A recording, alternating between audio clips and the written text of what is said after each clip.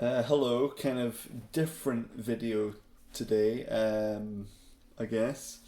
Very spur of the moment.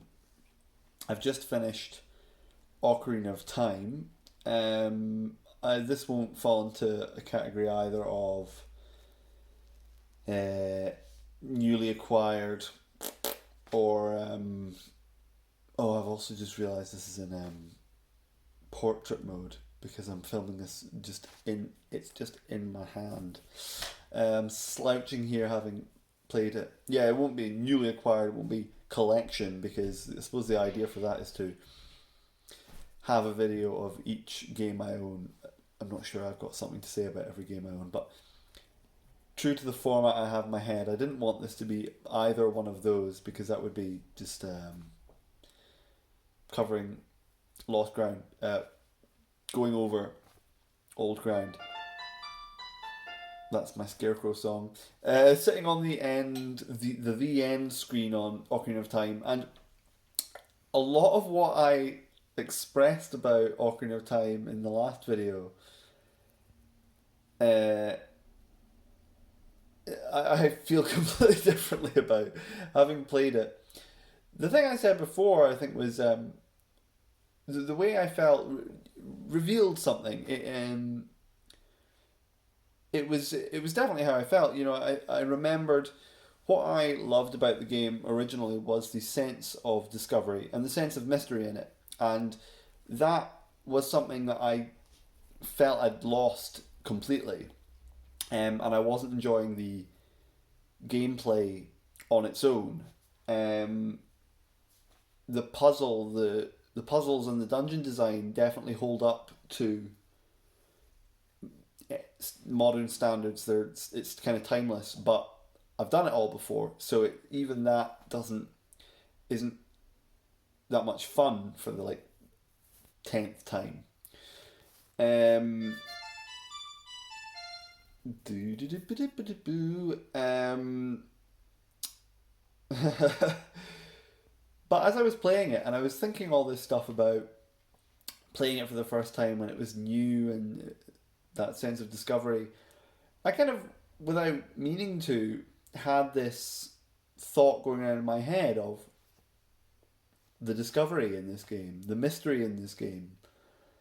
And it just sort of slowly fed into the way I felt about it playing it. I kind of managed to see it with those naive eyes again to an extent. Um, One thought, anyway, I found myself really enjoying it. Which is good because it's always been one of my favourite games, and I was quite shocked to find when I started playing it this time that I didn't feel like I loved it anymore. It's kind of strange. So I feel really good about it again. I kind of feel like I've gotten back that magic. Another thing I felt as I went on with it, uh, it's quite. I remember someone saying, I think I was watching an AGDQ speedrun of uh, stuck on my teeth, Wind Waker, and someone complained that it's a very empty game. Now, I won't talk about Wind Waker just now. I like Wind Waker, um, but I was just thinking about that, and I thought Ocarina of Time, in a lot of ways, feels like quite an empty game. Um, but to put it more finely, I think it feels to me like a very lonely game. Um, there aren't a lot of people in it. There's not a lot of. It's quite a bare. I said last time. I remember this. The bareness of the storyline of the plot to me is there's something a bit lacking there for me. Uh, and yet in the ending sequence, the credits, I think it points to there towards the potential to have a lot more. It doesn't have to be plot, and it doesn't have to be like subplots or background or lore or any of that kind of thing. But just to do more with the stuff that's in the game, with the people that are in the game, with the places that are in the game, and that's something I think Majora's Mask does a lot better. Um, it doesn't necessarily have a more fully populated cast. I suppose it does actually. Um, it's kind of a smaller world. Maybe that's not true. It seems smaller because it's kind of like four stages. But um, anyway, Ocarina of Time feels like quite a lonely game. It feels like the field. There's no one there. There's nothing in that, and really between the settlements of which there's like as an adult, there's Kakariko Village, and all the other ones are kind of empty. Goron Village is empty until you do the thing mob. The dungeon, Zora's domain is empty. It's a pretty empty game in terms in that respect, and but there's potential. I want to say there's potential because to me it's not explored fully in the game, but I got this from the game, these thoughts, these feelings. So, I can't not give credit there. I think there's, again, pointing towards the potential for that loneliness being quite an interesting fact about the game. Link, all of the people that he knows from childhood, pretty much his sole links to the world all turn out to be sages and leave the world and leave him behind, and then he has to leave. So there's potentially a great theme of loneliness in the game, but I struggle to say with confidence that that's really explored in the game. It could be, and potentially one of the more interesting things about it, but suffice it to say that the loneliness of the game, the emptiness of the game, I did start to even feel good about that or feel invested in that aspect of it. And yeah, I found the end credits like quite moving in their own way. I will say, like certain technical aspects of the game, they do an awful lot with the N64. I think there were a few things just in playing it for the last wee while that really struck me.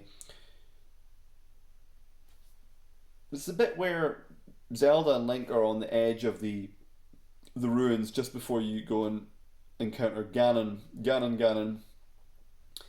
Actually, it's when like he's like coming out of the rubble or there's a wee quake, and they look over, and Link's just looking, and it's obviously static because it's just like a flat image on his face, but it's really expressive. So that's not to do with how good the graphics are. It's not to do with like how many polygons or there's like barely any. It's like his nose and his face. It's just a really good image that's on his face. It's really expressive. He's like, I don't know, really like shocked. It just looks really good for like 1998, is it? It just looks great, and the animation as well on Ganon, like swinging his arms around, and Ganon's whole look is just brilliant. Uh, it's really, and the music in the final Ganon fight is excellent. I don't think all of the music in the game is brilliant. Some of it's quite simple. A B A A B A B A B A B. I like the ending theme. The variation on Saria's song in the end credits is really cool. I like that a lot. I just wish the music was developed a little bit more. Like Nobumatsu, slightly more, developed music, I suppose. The tunes are all very short, that's a big part of it, I suppose, which is fine. Uh, Even the Pokemon Gold stuff that I'm really fond of, the Goichi Noze stuff, they're definitely longer tunes. They're about I mean, these ones are probably about a minute each, maybe even less than that. And some of the Pokemon ones are about 2 minutes, which is still not very long, but maybe I'm over exaggerating there. But they have quite a bit of development. What was I talking about? Yeah, so I mean, I love it. I do, and this is really for my benefit because I think the last video got 1 view, so I'm not responding to the viewer of that video. I suppose it was just that if ever anyone watched the last video and thought, "What the hell is this guy talking about?" Like, he doesn't like Ocarina of Time. I do like Ocarina of Time. In fact, I really like Ocarina of Time again, and I'm pleased. I'm pleased. I'm pleased about that. Uh, the last thing which I considered as a because I kind of knew as I kept playing the games, like I'm gonna have to talk about this again for my own sake because I feel almost completely differently about it. I thought, well, how can I fit that into the format? I thought, well, maybe I could do like a collection video on Master Quest or something. I could have done that. Maybe I could fish that out now. In fact, let's do that. I've revealed my face. Face reveal. I've done that in previous videos, haven't I? I'm not doing that. That's bloody stupid. Do. Where was I? What the hell was I talking about? Yeah, the last thing that I wanted to talk about in the last video and didn't was space in the game. I was talking to a friend about this today, actually. So kind of in keeping with the discovery mystery aspect of the game when I played it first. I hope I'm not covering up the microphone, it's entirely possible. A lot of games when I was younger, and particularly I think around this era, like relatively early 3D, fully realized 3D games, there was always this wondering of which bits of the world you could reach. Can you get into that building? Can you get across that fence, through that gate? That sort of thing. Not one that I had experience with, but things like the ice key in Banjo-Kazooie, although that was a bit different because you could actually see something that you wanted to get to in that game. Whereas in terms of my experience with Zelda, it was really just a case of, can I get beyond this threshold? These mysterious barricades that the game throws up against you. And uh, and this, like I say, it was a feature I think of playing games at that age in this era when 3D worlds had a mystery and an unknowability about them. There wasn't an awareness of what was and what was not kind of up for grabs, I think.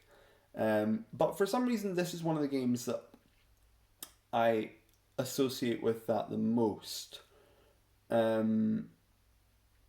That feeling of, oh, I wonder if I can get there, or I wish I could get there. And I can't actually think of any examples. I think the reason it comes to mind now that I'm thinking of this game in those terms is just that the space in the game I always find interesting. The big example, which is something that I want to say I was obsessed with. That's not true. It's not accurate, but always really intrigued me, and I didn't really understand probably what was going on back then. I probably had a notion. It's when you go into the chamber with the Master Sword in it in the Temple of Time. It's this draw distance thing. I think when you're a certain distance away from the chamber itself, there's, I think, a low polygon count version of the room. And actually, there's like two walls that just kind of go into a corner in front of you instead of, this circular room. And there's, I think, another low-ish polygon. There's a kind of a medium polygon count version of the room before you get into the full one, and the whole thing renders. It's not quite a draw distance thing, is it? But it's really bizarre. Walking into it, you see this kind of uncanny room that just stops in a corner, and then it very quickly goes like dip dip to like medium and then fully rendered.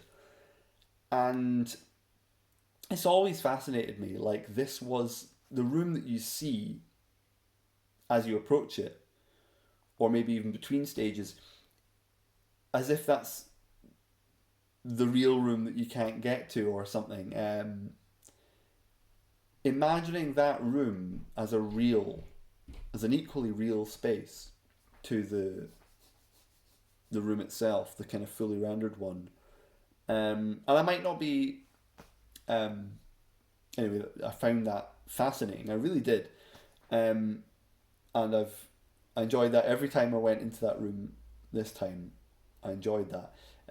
I hope I don't fully understand this stuff, and I might not be explaining it correctly. So I hope anyone who watched this would maybe know what I meant. If you play the game and go into the room, you'll hopefully see what I mean. A couple of other examples of this. I noticed just at the end on the escape sequence as you go into the follow Zelda through the doors on the exterior going inside, they have this kind of tunneling thing as well, which is quite weird to look at. And there's a few entrances to areas that are round corners. So in the actual game, when you're running, you go up a set of stairs. For example, Kakariko Village, you go up a set of stairs, but the top of the stairs turns, and the actual entrance to Kakariko Village essentially goes up this corner. Well, that path is not rendered as a path. It's rendered again as like or it's drawn, or it's sculpted, whatever, as instead of the walls going like that, imagine this is a bird's eye view going like that, and just stopping short because the full city isn't rendered. They go to a point. So if you go up the steps in a certain way that you are facing the direction of where this path ends just before it kind of loads you out into the new area, you'll see this path just stopping in a kind of spiky corner. And it's really bizarre and uncanny. There's a few things like that in the game, which, always kind of intrigued me. This strange quality to the world that was, I suppose, in some senses more fully realised than 2D environments, but in another way, just quite bizarre. Definitely a feature of games from this era, which is, I think, why there's something particularly interesting about them. The kind of sense of space and sense of the world that you can imagine with them. And I think that's just something that is, in my experience, underutilized. The expressive and imaginative potential for space in games beyond the kind of ordinary way of like, trying to create interesting worlds with like exciting flora and fauna. That's not what I'm talking about at all. It's about sort of metaphysical, I suppose. Anyway, gone on long enough, really just to say I like it. I like Zelda. And I couldn't help myself making this video right now. Cheers, that'll do. 20